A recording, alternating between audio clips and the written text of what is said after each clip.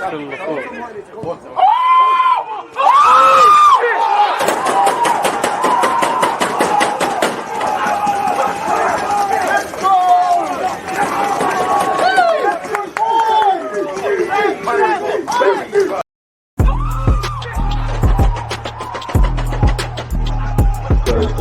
just that active and that defending. I think it's like.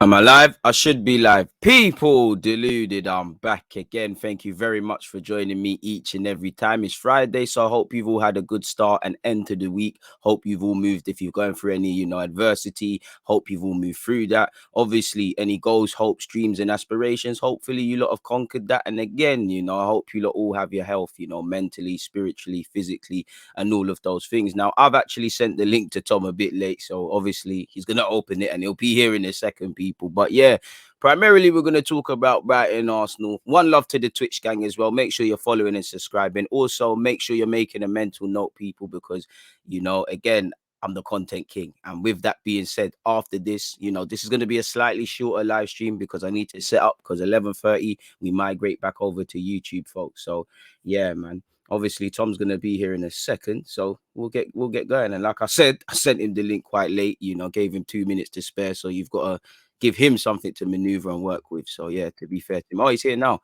You saying, bro? Hello, mate. You all right? I mean, I'm definitely all right after what happened on the weekend, man. I want to jump straight into it, man. What's your opinions on the North London derby? Let me have it. Oh, you couldn't be happier, could you? I mean, when you think about the starts of the season that we've had, and we kind of muddled through, I suppose, Norwich and Burnley with kind of scraping those not scraping, because obviously we did dominate those games in terms of chances, but just to get those wins in rather unconvincing fashion and then to absolutely dominate the game as we did against Spurs was a nice surprise. And it was surprising to see kind of how we played. And I suppose for a while I've been asking for a style from Arteta, and that's what I wanted to get back on kind of the Arteta train. And it's going to take consistency from Sunday's result to get me fully back on the train. But it was encouraging, absolutely. You just mentioned it indirectly. You mentioned two things indirectly, but the first thing I want to ask you, Arteta and the Arsenal and the Arteta train. Now, I know you pretty much agree in that, a lot of people in general, I don't think it's wise to flip-flop between results, what happens. I mean, we need to see what he's really on. I don't think you can be Arteta in or out. But where are you with him? Because as you said, and I agree, and that's another thing I want to press you on, Norwich and Burnley, it was good to win, but there was a couple of moments it could have went either way. Dare I say it, there was those moments in the Spurs game as well. So while we're not perfect, we've got 9 points on the board. Where are you now with Arteta and the job he's done? I mean, after the Villarreal result, I was kind of off the train. That moment was one in which I just thought it's probably the right time that any other team would move on from their coach at that point.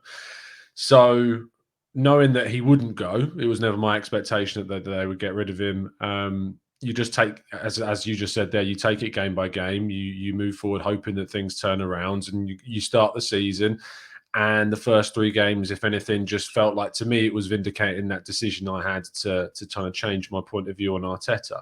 However, as an Arsenal fan, you should always, no matter your view on a coach or a player, want them to turn things around, because that's going to benefit 100%. your club. So after the Norwich game, was like, okay, look, we've got to win. Let's just keep building on this. We get one against Norwich and then against Burnley. And you go into that Spurs game thinking it's going to be the test. It's going to be the real thing. And it could be something that really does turn heads back towards kind of this Arteta movement and the dreaded process, as we like to call it. But at the same time, when that happened, I was like, that's the first step to get him back, as I say, on the Arteta train. But it's now a case of, we've got Brighton, which to me is possibly an even more tricky test than Spurs. We're going to the Amex. We struggle there. I know we did the double over them last season, but I think we've won once in 5 or 6 attempts. Not a nice place for us to go to. It's not. It's a banana skin, as the saying goes for us. Absolutely. So if he gets a win there, and then we have Palace and Villa, and you look at those 3 games, Brighton, Palace and Villa, and say, if you get the points against those teams, it would take a very stubborn person, I feel, to not say, give him his credit. Give him the credit, and let's see how he gets on. Facts. What did you make of the North London derby from a tactical point of view? Because obviously, you know, again, as you said, I'm open to being proven wrong. Didn't want Xhaka to start. Credit where due. Unfortunate about the injury. Bossed it. You know, there was some people might have said Pepe and Lacazette. Could they have started? Could we have dropped the Haaland boys? But I think every decision was backed up beyond the obvious. So what did you make of it from a tactical point of view? Because again, as you know, if it went left, you will know the storylines that would have been written. Absolutely. I mean, I wrote a piece prior to kickoff about how I was a bit annoyed about Xhaka starting, and obviously after full time, as is when you write anything, that you get a lot of people coming at you saying, "Ha ha, you were wrong," and I'm like, I'm glad that I'm wrong. You I want to be wrong. Absolutely, I want to be proven wrong because it's to the benefit of the team. And I thought the way in which we played was so much more balanced than what we've seen previously. Good I mean, point. I looked at kind of how we attacked against Brentford on the opening day and then against Spurs. And our left-hand side was so overpowering to our right-hand side that Brentford just knew what we would do every single time we attacked down the left. Trick, yeah, absolutely. Stop the cross and you're golden. And that's all they did for us, is they stopped us from playing. But against Spurs, we had, I think it was 6 attacks from the left, 5 through the middle and 7 from the right. And whilst it wasn't as frequent, the number of attacks, the variation in what we were able to do and the number of attacks down each flank and through the middle, which the middle has been really kind of, it's been quite dour and a bit of a drought for us to create. You're being kind, man. There's a lot harsher words to use for that. So you're right. But yeah, that variation and that ability to use space to switch the ball a lot during the game really dragged Spurs open. But the problem is against Brighton, with their back three and their wing backs, it's going to be, we're going to find it much harder to stretch them because they have a greater frequency of defenders there in there to defend and to not get stretched. So that's another reason why tactically what we did against Spurs may still need to be tweaked this Saturday. What did you make of Aubameyang's performance through the middle? Because, I mean, he proved a lot of people wrong. He can't hold the ball up. If he's not scoring, he doesn't offer anything. I personally saw a man on a mission, a man that looked like a captain, a man with a point to prove. Because, as you know, this time a year ago when we played them, he was obviously dropped. Now he's in the headlines for the right reasons. And how do you also feel? There's a bit of a double question. Obviously, Lacazette and Pepe didn't play. And I just feel when we lose, it's always the man that wasn't involved as a messiah. And it's always doom and gloom for that person if we win. So, and I think fans cry about competition for places. We've got that, and it's a crisis whenever someone isn't playing. On Aubameyang, I don't expect him to play like that every game, and not in the sense that like I don't expect him to be good every game. In the sense that I don't expect him to get involved with the play as much as he did against Spurs. As you said, it was like he was a man on the mission. I expect him to go back to playing off the shoulder, being on the last man, playing in behind, getting on the end of chances, not necessarily dropping in. And I think when we switch, and I expect us to probably switch back to that 4-3-3 we used against Burnley after Xhaka got injured.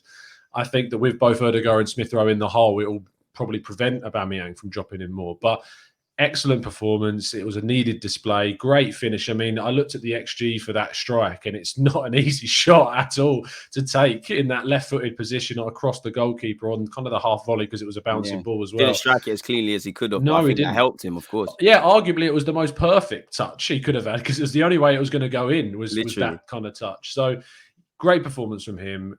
But regarding kind of Lacazette and Pepe, the thing about Pepe and Saka, they're in kind of an argument of their own. For me, I've said for a while that he has to pick between the two. They're both naturally right wingers. Play either on the left and you might get a decent display. We saw some decent displays from Pepe on the left in the festive period last season. And we've seen Saka pop up with some decent displays on the left. But naturally, they are both right wingers by trade. And I feel like what we've done at Arsenal for so long, and while we haven't got the best from the club, is because we've put square pegs in round holes. And I'd rather see us play naturally more deft left wingers, like you either play a Smith Rowe, who can play on the left, as we saw. It provides us lots of balance with Tierney overlapping, and he's a right footer to play that reverse pass. Or you can go, say, a Gabriel Martinelli type player to give you a few more goals on that side, and he does prefer to cut in on his right. And then pick between Saka and Pepe. And he made the choice to go with Saka, and you can't say that it was the wrong one because he pops up with a goal and assist. So that's that. Lacazette is an odd one because he's got less than a year left on his deal.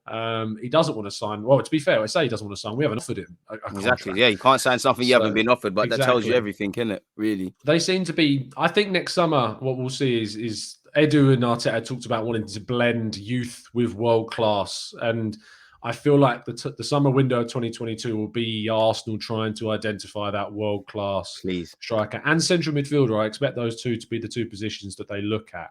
So I hope that's the case. Oh, it's a shame because I like Xhaka, but go on. Sorry to cut you off, but you said midfield. Do you think we move on, not move on from Xhaka, but do we, someone that offers what Xhaka potentially can, do we upgrade on that? Or because I can't imagine it's another similar sort of Lokonga Partey type. I think Lokonga's really surprised Arteta. I don't think anyone ever thought he was going to be able to step up as much as he has done in these first few games, and he's going to need to step up now that Xhaka is out. Facts. We wanted a midfielder. We know that. Arsenal bid 40 million euros for Locatelli. We were interested in Ruben Neves. Basuma was on the list of targets that Arsenal had in the summer. They looked at other players as well, like Bruno Guimaraes. We heard from him specifically that Arsenal contacted his kind of reps, but never made an offer. Yeah. So that all happened. And stuff happened after Xhaka signed that deal too. It went more quiet, but there were still whispers going on at the time. So Arteta's ruthless with his squad. We know this. You look at the Ramsdale-Leno situation. If he's got a chance, I'm going to press you on that in a sec. Yeah, for sure. If there's a chance for him to upgrade on a position, he'll do it. And I feel like with the midfield next summer, I think they still will look to bring one in. I mean, there's rumours flying around at the moment that they're looking at January even for midfield. So we'll see what happens. We need that. We need that, mate. We need that. I think even on the best of days with everyone fit, our midfield's a bit light. Obviously, like you said, people have to step up. You've got the AFCON. Forget the AFCON for a sec. Thomas Partey's injury record. It's not something necessarily to bet on. You mentioned Leno. Now, what have you made of Ramsdale? And I know you've seen the comments regarding Leno. What are you making of Leno's situation, and where do you see it? How do you see it panning out, really? I was really disappointed with his comments the other day. I say disappointed. It was kind of satirically pleasing to see him a little bit salty about being dropped. That's the right word. Salty as hell, man. If anything, it justified the decision. And when you actually look at some of the comments that Aaron Ramsdale made when he first joined, he said that Bernd Leno's been fantastic, but I'm here to take his shirt. I love it. You look at Leno's comments, he doesn't recognise any of Ramsdale at all in any of those comments. He doesn't say that Ramsdale's come in and done really well. He doesn't even talk about it, doesn't name him whatsoever. All he says is that the reason for me being dropped is nothing to do with my performances. And if you can't, as a person in that kind of competitive scenario, look to the reason being why you're not playing is because someone else has earned that and taken that from you, then you're never going to position yourself in any kind of way to take back what you need to do. So if he's going to speak like that, I think January is going to be a great opportunity to say, look, thanks for the memories, to use a classic line, but it's time to move you on. And I think that what Arteta will do is he'll move him on, and then thinking about where he can kind of bring someone in to compete, he'll probably look towards the older end of the spectrum, I think. Someone on a 1 to 2 year contract, because he's got 2 young kids in Okonkwo and Hine coming through that have got potential to take that number 2 spot. And I think by signing, an older keeper on a 1 to 2 year deal, it gives you that more breathing room. I mean, the Neto rumours have come back in, just as you said that today. Well, so I don't rate at all. I don't like Neto at all, but yeah. I don't fancy it myself, man. Yeah. You heard Edu wanted him, Arteta wanted Ramsdale, so maybe we should listen to Arteta because he's been right on his signings. I agree with you with Leno. I just get the vibe of, with Leno, it's a bit like what we did with Xhaka, is that we've respected these players. We've put mediocre players in a position of importance where they feel they have a divine right. Now, I can't disagree with anything Leno has said. Personally, I feel, while you can't really say no to being dropped after losing 5-0 and you're a goalie, you've let 5 in, I actually feel just off that game, it was quite harsh because I think he did what he needed to do. But you made a fantastic point. When Ramsdale came in, you got the vibe of someone that knows he has to bide his time. When the opportunity comes, I need to grab this spot. And it just feels like with Leno, he just has a divine right. And I think the club have betted on him. And I just think he feels a bit of a sort of way. Because I remember the comments, what was it, about 2 years ago? He was saying how the club's always known I'm number one. And he's never he's never scared from talking. As you said, I think January we have to get this sorted. I think you would agree, and everyone listening would agree. It was naive to listen to Arteta's comments when he's saying, yeah, I've got 2 top quality keepers. They're pushing each other. Someone's got to be 1 and 2 respectively. We've been here with Czech and Leno themselves. So what do you see actually happen in January then? Because the way we've been speaking indirectly, I'm starting to imagine, something might happen with the strikers, with Eddie and Nketiah and Lacazette. As you said, if Leno goes, we need to find a keeper. Obviously, he's going to push the boat because he's got a World Cup to try and be competing in and going in the best of condition. We mentioned centre mid as well. So do you think it's a busy quote unquote January for us? I think January's busy regarding outgoings as a priority. You've got, So. the players you've mentioned, and Nketiah there, like Kolasinac is another one. I think one of Chambers or Holding will be wanting to move on to get more game time. I mean, Chambers, I think, has got this year, and then he's got an option to extend for another year on his deal as well. Holding's just signed a new contract, which I think was a really good move by the club because they signed that deal. And I think everyone at the time thought when Holding signed that deal that, oh no, we're kind of stuck with Holding to be our starting centre back, but that was never the case. They signed him down, protect the value, so you can sell him on for a higher value later on down the line. We paid what, 1.6 mil for him from Bolton? Stupid, like Wenger always says. I'm sorry, Holding cost 2 million. Yeah, exactly. So hopefully, if he moves on, I say hopefully. Like I'm actually a decent fan of Holding. I think he gives you a solid performance most games. But thank you. But I think that with Holding, you can get as an England mid-20s centre back. I feel like you can get £20 million for a Holding start. I think you can see someone like a Newcastle coming in and paying something like that for, maybe not Newcastle because they're strapped for cash, but you're right. Well, yeah, but they are onto him. They found money for Joe Willock, so hopefully they can find money again. And I mean, that now looks like a great bit of business. He's played 6 games, scored no goals, so £25 million for Willock looks like a great move for Arsenal. And there's just a number of players in the squad that will be wanting to move on. We've got also the fact to contend with the African Cup of Nations. You're losing Aubameyang, Pepe, Partey, Elneny. So maybe you recall an Aziz, who's not playing really for Portsmouth at the moment. And he's got a hamstring injury himself as well, such as hard luck. So there's a recall clause in his loan deal, so we could see him come back in January. We could see us sign someone on a 6-month deal, but I think still January priority will be players out rather than in. You mentioned 6-month deal. I've got to do it. Jack Wilshere, do you take him back? I don't, and I know it's a divisive. I say divisive. I think it's a really emotional topic because obviously, watching that interview you did with David Ornstein, everyone kind of connected, didn't they? Ready to cry, man. It was a really heartfelt kind of chat with Ornstein, and you can understand why people wanted to. And I'd love him. I'm fine with him to come back and train. If he wants to come back and train and get back with it and train with some top class players, great, do it. Open that invitation. But I think as soon as you start offering contracts, I think you're contradicting kind of the strategy that you've laid out to invest in youth and world-class experience, which he doesn't fall into either of those two categories. So you need to be considerate of your strategy. And I think that whilst he can train, I think the benefit for him will be at 29, I think he is now, playing week in, week out somewhere. And that's just not going to be at Arsenal, unfortunately. You said it there, man. It's a very emotional decision. I mean, if it was any other player, I would say no. But I can't lie. Again, my emotions will be running. I'd give it to him if I could. What did you make of Tomiyasu's performances? I'm stunned, mate. I'm stunned by what I'm seeing. I didn't watch anything of him at Bologna. I'd heard of him because I knew of the links with him and Spurs throughout the summer, but I never heard of him enough to pay attention. And we do all our tactical stuff and breaking down of players and things. But when I spoke to some people who do watch him, it was a case of he is one of the most consistent, disciplined players that's a great word to use in connection with him, man. He just knows his job and he just will do whatever he's tasked to do. And that's what we needed in a right back, because we've had right backs like Cedric and you never really knew what you were going to get from him. You've had Chambers, who, let's be real, is a defender. He's not someone who's going to really. It's a shoehorning occasion. Absolutely. And Hector Bellerin has kind of gone a little bit stagnant with his displays, and he needed a new challenge because Arsenal had kind of gone a bit stale for him. So we had to get a right back. At the time, the signing didn't excite me. I'll be very real. It didn't make me go, oh, get in. We're getting Emerson, type of thing. And the thing with Emerson's your very stereotypical flash in the pan, run up the wing, get a ball in the box, but can also Brazilian defend. fullback almost. Yeah, absolutely. But the problem is at Spurs, he's not impressed so far. And actually, when you think about it, whilst we may have desired a Kieran Tierney on the right, actually what's benefited us is having someone that provides that balance, and that when Tierney rushes forwards, Tomiyasu tucks in. Exactly, yeah. I mean, you're right on that. And I feel, what do you make of this? What do you make of our summer plans? Because, I mean, go back a few months ago, we were saying, we spent 100-odd million. We can't really see what it's done. You just mentioned Tomiyasu. There was links with Emerson. There was talks of bringing in other keepers. Arteta betted on Odegaard, Ramsdale, Tomiyasu, and etc.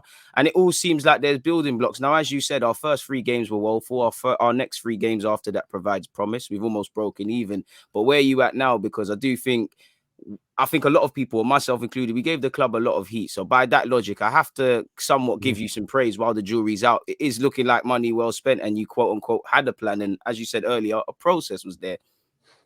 Yeah, I enjoyed tearing Jamie O'Hara a new one with The gift that keeps giving to that guy, with man. an article, because he described on the radio the players we signed as a B team. That is what he described them as, and he said Arsenal are a banter club for making those signings. By the way, all 6 of our signings played in the North London derby as we battered Spurs. Yeah, so it was very very enjoyable. And I feel like if you say things, you have to be held accountable for especially things like on those satirical lines. So facts, like Mr. Sky Caval. Yeah, of course. I mean, he's not a right back. He's not a centre. We don't know what it is. Unbelievable how you can slam a player without even really knowing much about it. Unbelievable. But yeah, I'm enjoying seeing a lot of people eat their words. I'm enjoying eating my own words about things that I've said about Arsenal, especially with Granit Xhaka's performance. But all I want for Arsenal is the best. All I want for Arsenal is for them to win. And if that means that I have to shove my ego down my backside, I don't care, because it means that we can win, and that's the ultimate priority. Facts. And I mean, you can't disagree with any of that. Where do you think we go from? Where do we go from here then for you? We go game by game. Like I can't get too hyped about anything, because if we go into the Brighton game and we drop anything, the momentum's over. The momentum's done, and that's a problem. So fingers crossed that we can see something from that game that goes, yeah, we're continuing what we did in the North London derby. And then you go to Palace, and then you go to Villa. So I'm just taking it in the short term. All right, cool. So let me ask you this then. What sort of points are we targeting? As you said, what our next 3 or so games, we've got, like you said, Brighton, Villa. I know there's Leicester to come as well. I might be missing someone else out. What sort of points are you targeting? 9 from the next 9 points. Like it's as simple as that. As I said before, Arsenal under Arteta have improved against the big teams. We won at Chelsea. We won at Man United. We've done the Spurs thing before as well. You're right. Exactly. That was always the stereotype that Arsenal has. They couldn't do it against the big sides. Arteta has begun to change that more than Unai Emery did, and more than even Arsene Wenger did towards the latter stages of his career with the club. It has been the teams that we should beat, and I use the word "should" lightly because I don't like entitlement around results. But Arsenal should win against Brighton. We should win against Palace if we want to achieve our target of top 6 initially, and then with the ultimate goal of getting back into that Champions League. We have to beat these sides. And so the next 3 games of Brighton, Palace and Villa, 9 from 9 is absolutely what I'm targeting. Then we'll think about Leicester. Then we'll think about Liverpool and United on the 20th. Oh, well, I don't want to think about that. But when we reach Liverpool, we've got a real opportunity of going up against them with momentum on the 20th of November, I think it is. And because you've got games against Leicester, and I think Everton is in there as well. Yeah, those are the kind of off, they're the watermarks. They're the barometers for us. They're the places where we will see where this Arsenal team is, and if this style and system is genuinely being legitimized under Arteta. So how do you see this squad developing then? Because obviously I do think there's going to be a time not to be scared, not to be preach being scary, but it's like you mentioned it, against Spurs, there were incidences or better yet fine margins that could have went against us in the previous 2 games. When do you see these sort of things coming to a head and we start to see them? Because for me, as much as I'm loving the optimism, I don't want us to lose, but I think we can only see how good people are, quote unquote, at their worst. And I just feel I haven't really seen us react to adversity. I'm not going to discredit the Spurs game because there was a lot of heat going into it, and obviously the 2 previous games, but I just look at how do we react to that first defeat? How do we react to going to go down? How are we going to react to an evening fixture 24 hours from now against a team that's higher than us and they're buzzing and whatnot?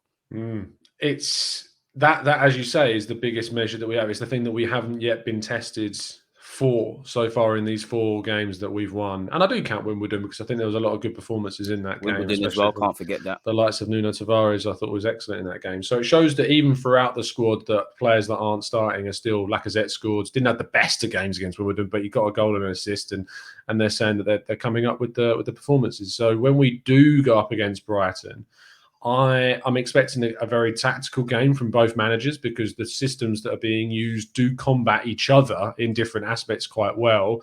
It depends on who's fit for Brighton as well, because you've got Basuma, we don't know, Welbeck, we don't know. Late fitness test for Basuma, apparently. Exactly, yeah. So, and then after, you probably saw this as well, but Brighton's tweet with Neil Maupay doing the little crying thing. Yes, I mean, I saw someone tweet Aubameyang saying, "If you score, please do that celebration, please." Yeah, he needs to. He needs to. That's what Jamie Vardy would do for Leicester. We need to start Absolutely. rattling them, man. We need to do that.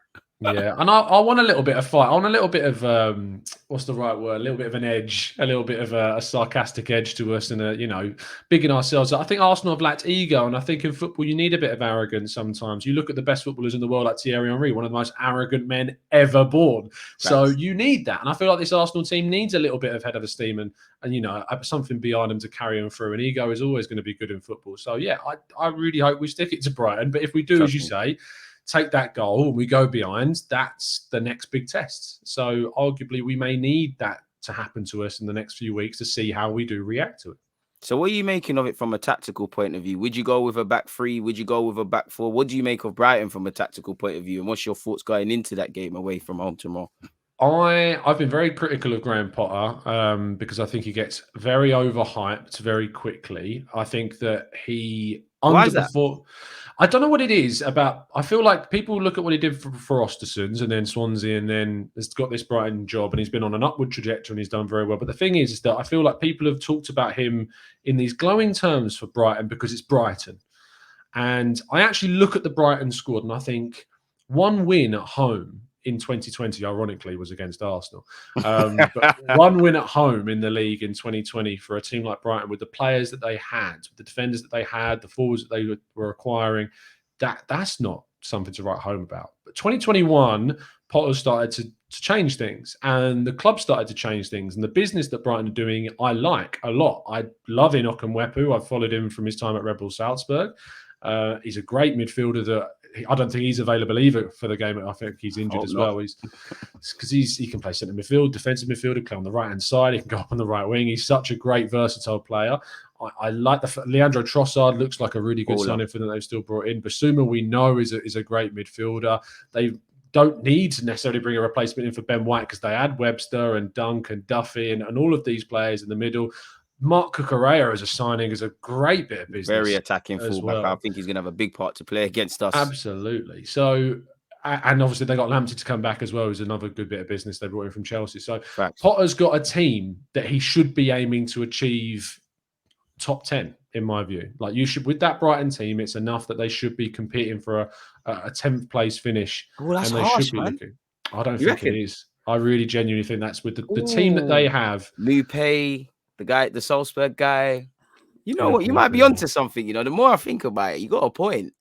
Like maybe they actually are being praised for underachievement or something. Yeah, I think it is underachievement for the Brighton. I think it's a better Brighton. I think the name, you look at Brighton and you go, oh yeah, they're a team that spent most of their time in the lower leagues, but no, they've earned their way back up to the top table. They've run some really good business. They've gotten a very decent coach, and they need to be getting a 10th place as their aim. Absolutely, and I think they've been praised for underachievement this last year.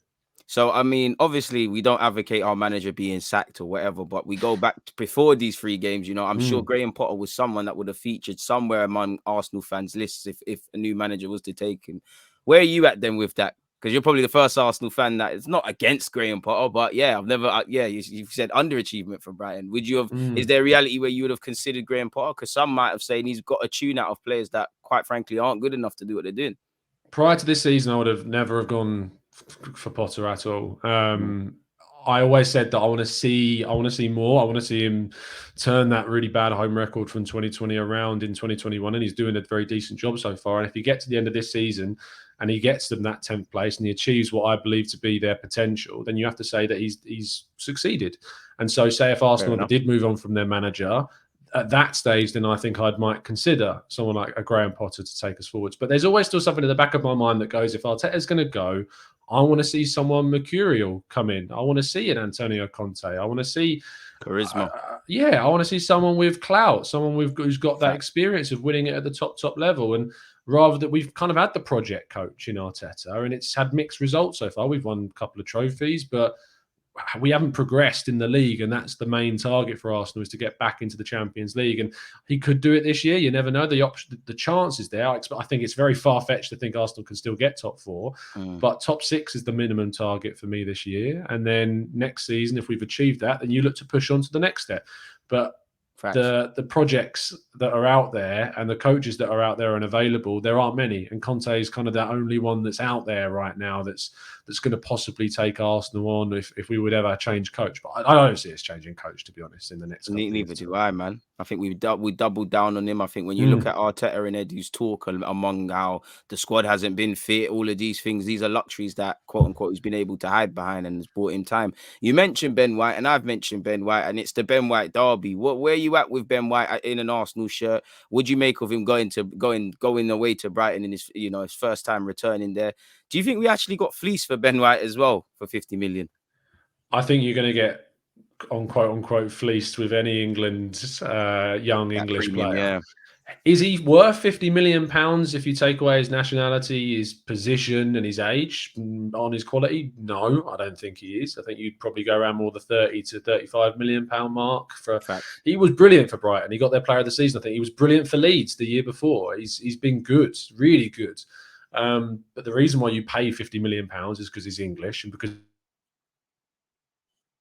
another Premier League club like Arsenal. Arsenal don't tend to do those types of deals. We've done so much business in the European market and the global market that we weren't ever really looking at other Premier League clubs for players. Yet this season, sign Ramsdale, you bring in Ben White, and all of a sudden you've got this really real change in the team and this mentality and this Premier League experience. And Ben White, I think, is a player that is going to take time because he's on the smaller side for a centre-back, but he's of the style that Arteta wants. I thought his passing against Spurs was unbelievably good. I thought the way in which he played the balls over the top and in behind, there was a ball that went for Xhaka on the right-hand side in the first half that was excellent. He won the header against Harry Kane that led to our first goal. He said he can't win headers. Exactly. He won more.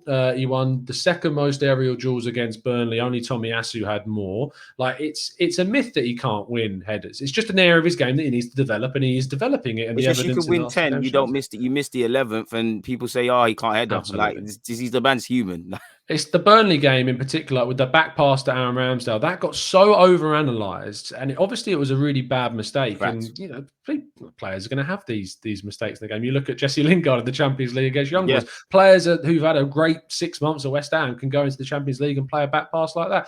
It's just part and parcel. Errors do get made, but I don't look at him as an error-prone player at all. I looked at him as a player who made an error there and actually overshadowed a Burnley performance where I thought he was fine. I thought he was quite convincing. Yeah, he was fine against Burnley. It was just that one moment that overshadowed everything and then put kind of a negative sheen on his game. So 100%. I'm excited to see this back four, and I'm sure you are too, DG. Seeing a back 100%. Four that we aren't. Remember last season where every week we try and predict the lineup. You didn't know which right back was going to play. You didn't know which right partnership. Yeah, exactly. So now we've got this established back four plus the keeper. It's such a good foundation for us to build upon. Like you said, I mean, it's foundation. I mean, the question marks for me with Ben White personally, I actually like that he's very calm on the ball, but I think, balance is a key thing in life. I think sometimes he's too relaxed. I actually feel a bit about Ramsdale with that. But as you said, I just think they can be here for a significant part of time. The only question mark I have is how we develop these players, because I've seen a lot of players come from our academy, like Xhaka and Smith Rowe, or they've been bought like Tierney. And then for a minute, they're on fire. And then there's a degree of stagnation, or you succumb to, what the rest of your team's about. So I'd say that's the one thing, because, you've got Gabriel and Ben White, they're about 23, 24. So there's a lot of development. Saliba comes back in, he'll be 21. There's going to, like you said, there's going to be mistakes. There's going to be clangers. There's going to be poor passes. There's going to be switching off defensively. There's going to be not looking over your shoulder. But as long as we're learning from these things, then I don't really care. What would be your lineup, to kind of wrap this up? What would be your lineup for the Brighton game and your prediction? It's really tough, and I went back and forth between going back to that 4-3-3 that we played against Burnley and then putting either a Martinelli or a Pepe on the left. But I think that the formation was right against Spurs, and even though they're playing Brighton that back three system and it'll be trickier to stretch that back line, I think you just switch in Lokonga for Xhaka and you see if that can be a partnership that's going to work with Lokonga and Partey, and you push forward. This team's all about partnerships of the back four with the keeper, the partnerships of Saka, Erdegaard, Smith Rowe behind Aubameyang. Consistency this year is something we can have. Stability in our lineups is what we can have, and we need to try and keep it that way. So make one change with Lokonga in for Xhaka and push forwards and just continue to create plenty of chances. It's going to be tough, but if you can get that first goal against Brighton, I feel like they can crack. So we'll see what happens. That's how I am. It's the first goal is vital. I mean, I am getting a bit fed on the propaganda of switching to a back three, kind of matching them. But at the same time, if something is fixed, you don't need to necessarily try and fix it even more. It's not broken. So I think, like you said, because we have to take Xhaka out, throw in Lokonga, I think that will give us a bit more because there's a bit more meat in the midfield and stuff. And if they play with a back three, technically base side, they're going to try and overrun us. So I 100% agree with you. I don't think there's any other changes other than that. You know, the only probably thing I might do, maybe Smith Rowe / Saka might come out for Pepe to be a bit more direct. But as I said, I'd probably stick to my guns. Prediction, I'm going to go 2-1 Arsenal. I don't necessarily believe it. I think we're actually going to draw, but I have to talk it into positivity, man. I'm scared of Brighton. Very scared of Brighton away. More scared than the last game, as you said earlier. I'm scared, bro. 2-0 for me. I'm confident. Please. I like the momentum. Please. I'm going for it, and I'd love another clean sheet. Ramsdale is on fire at the moment, and I just think we have more than they have. So I just go with the 2-0, and fingers crossed we can send Mopé home crying. Thank you. Thank God, man. Thank God. And I mean, like you said, I want Mopé to cry. I want memes. I want all of that. Last question, because I don't want to leave this guy hanging. I'll leave it to you. He said, do you guys believe Martinelli will be here in 2 years, especially since I think he means to say La Liga clubs are in a rebuild? And he says, I can see him going. I think Luke's trying to say there. Yeah, I put a tweet out, I think it was within the last few months, saying my prediction is that Martinelli will not be here in 2 years. I think he'll be gone. I think he'll want more game time. I think that Arsenal will see him as an asset that they can get a good fee from and a good kind of profit on what they paid for him. It's a real shame, but very shame. You can't be sentimental with players. The team has to move forwards. Players have to move forwards. And let's be real, like the performances that he's had so far have not been good enough to put him in the first team. And that might seem harsh, but it's harsh, man. I don't think I thought against Brentford he was invisible. I thought against Chelsea he was isolated, and that probably wasn't a lot his fault. But I just haven't seen enough to say, yeah, he should be starting over a Smith Rowe or a Saka or a Pepe. I haven't seen enough to say that he should be starting anywhere in the team. And it's not that I want him to be sold. It's just I think I'm kind of open to it because I just don't think he's going to get the minutes asked. You're not on the love drama affair things, basically. I'm just not. No, I'm not sentimental with players. I care more about the club than individuals, and I just want to see Arsenal move forward. If that means moving him on and bringing someone else in, that's fine. I'm like you. I'm kind of past the point of caring about individuals beyond more so, but it's hard for Martinelli. I feel like you. I do think fans get a bit of a circus around him, and sometimes the performance. You find it with Saliba as well. So. Yeah, like even Saliba. Like I'm watching him for Marseille. I think we'll get rid of him. I'm watching him for Marseille. There is quality there, but it's like if he's thrown in at the deep end, he is going to struggle. So I understand him going out on loan. But with Martinelli, I think fans. They gas up mediocre stuff that he does. Like you said, I feel how you feel. It's like sometimes he really hasn't taken his chance or done much, so he shouldn't start. And I do think what goes against him is Arteta kind of spoke about how him and Tini ain't got the best of relations. As you said earlier, you've got Pepe there, you've got Aubameyang there, you've got Smith Rowe there, you've got Saka who can move over there. Those things go against him. The one thing I would say is I think one luxury he hasn't been given that other people have is you need to earn it, but a run of games because it's very difficult. You know, if you're not involved for a month and then you're thrown in, you're not going to do much. You're playing right wing with Cedric, or in fact left wing in the FA Cup with Cedric. It's not going to happen for you. I agree with you, but it would kind of pee me off because there's potential there. I'm not one to get, world class and all these things, but it just feels like we haven't scratched the surface with this guy. There's a lot to work on. I know he's had injuries and he does seem to cramp up for me across 90 minutes. So maybe that's something Arteta's got in the back of his mind. Yeah, like, do you actually feel maybe January could be something, man? Because all it takes is a couple players to go, maybe some injuries, AFCON to play a part as well. You get your opportunity and you take it because Arteta does seem to rate him quite highly with how he speaks about him. Yeah, I mean, Pepe and Alba are gone in January for a month. So you have to think that Lacazette's got a chance to come in. Pepe, you think, would, as being off, is got an open chance for Martinelli to get more minutes. So there is the opportunity there. I mean, you're one player away from him then going in, and we know how injuries can happen to the team, and we know that we've got players that exactly. So Martinelli's got a chance to come in. I want him to succeed. Like, I'd love to be wrong about him, and that he will still be here in 2 years, and he's starting every game and smashing it. But it's just, I don't think there's the opportunity, especially without European football this year, to give him the minutes. So he'll play against Leeds in the League Cup, I imagine.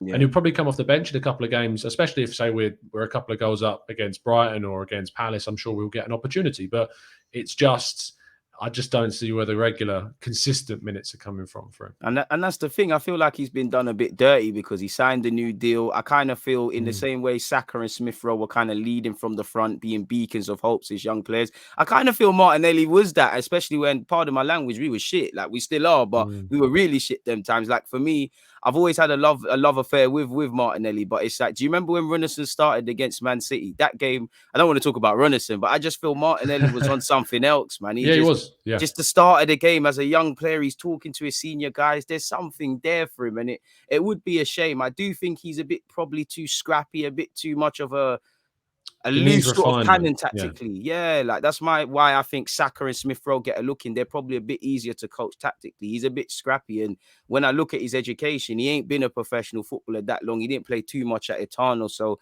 maybe there's a bit of a catch up there.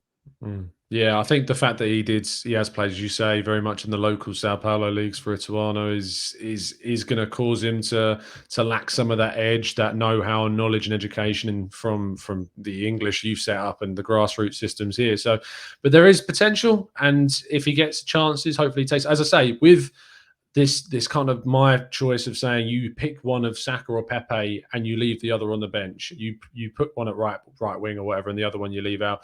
If we are going to see Smith Rowe and Ødegaard rotate, or we're going to see one of them drop, or we're going to see us play a 4-3-3 and they both play in the eights, that left wing position is open, and Martinelli is an option. So there's all the hope that we could see him there. Facts. In fact, real last question: who's your player of the month? Because obviously September's been good. You probably couldn't pick one in August. Yeah, Tomiyasu really stands out. But I do believe that the biggest difference maker for us defensively has been Gabriel. Serious.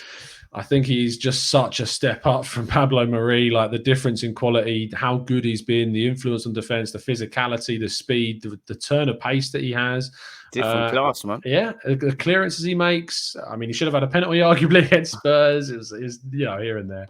But I think he's class. I think he's absolute class. I think he has the potential to be a world-class defender in the years to come. And he's only, 23? So, yeah, for me, it's Gabriel. His impact's been different class. I'd probably go with that as well, because I'd say it's arguably a different Gabriel, because he's still young, he's still raw, he's still got a lot to work upon, but he has to be the David Luiz to the Ben White. Now, it arguably should be Mr. 50 million, but Gabriel has to be it. And obviously the team's hit a good run of form. I don't want to be a bit, disrespectful, but I don't think it's a coincidence that Gabriel comes back in. We look a bit better defensively. We look a bit solid together with everything that's going on, and we're flying forward. And as you said, I think there was too much chopping and changing earlier. I think there's too much chopping and changing with the whole team, especially centre half, with excluding injuries last season. So I think you play them two, you get something out of it. If I had to pick someone away from him, it'd probably be, I'd probably say between Ødegaard, Tomiyasu, and of late, Ramsdale, because it's hard not to, he's becoming a fan favourite for me. He's becoming one of my favourite players. It's hard not to like Ramsdale, if I'm honest with you. So yeah, absolutely. Man. Absolutely. That's what I would say. Let them know where they can find you, Tom. I can't imagine they don't know already, but let them know where they can find you. When this is on YouTube, people, if you're watching this on a rerun, all his information will be in the description. But for those that are listening on Twitch, you can find us at the Goonstalk TV, and you can find us over at the Arsenal Way as well. Come on, man. I mean, go and supporting people, Twitter, Instagram, and all the rest of it. You didn't even tell them you do, you do a lot of talking on YouTube, but you do a lot of journalistic work as well. You didn't even plug that.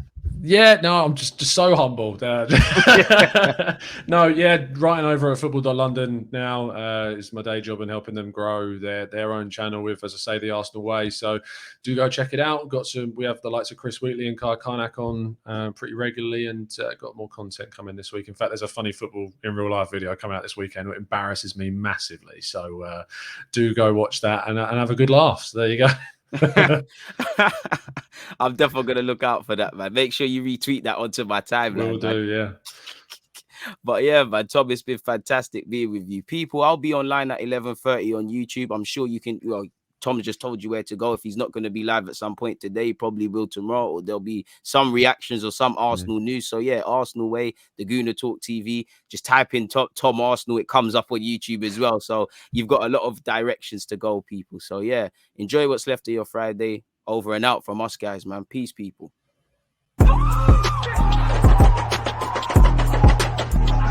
There's always just that active red flag defending. I think it's like